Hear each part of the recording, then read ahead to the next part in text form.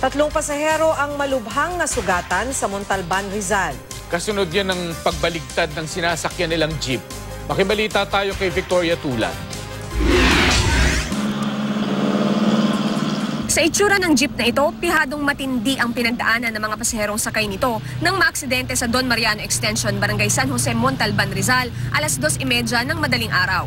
Ang tatlong malubhang nasugatan agad dinala ng mga rescuers sa Amang Rodriguez Hospital. Ang iba naman, tila natulala at napaupo na lang sa gilid ng kalsada. Ayon sa driver ng jeep na nagtamuri ng sugat sa paa, nasa palusong na bahagi raw sila ng kalsada nang mawalan siya ng preno at mawalan ng kontrol sa manibela. Wala na pong preno. Nawala ng preno. Ayun lang po, preno po ang dahilan. Naghanap lang po ako ng maganda pong babanggaan po kasi lahat ng babanggaan ko dyan, eto bangin. Tapos dito puro bahay po. Kaya naghanap ako na babanggaan ko ditong maluwag. So parang iniwas mo siya dun sa bangin? Opo. Hindi naman daw kabilisan ang andar ng jeep noon.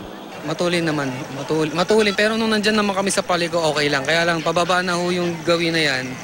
Kaya lalo kaming bumilis na wala ng preno. Dire-diretso na.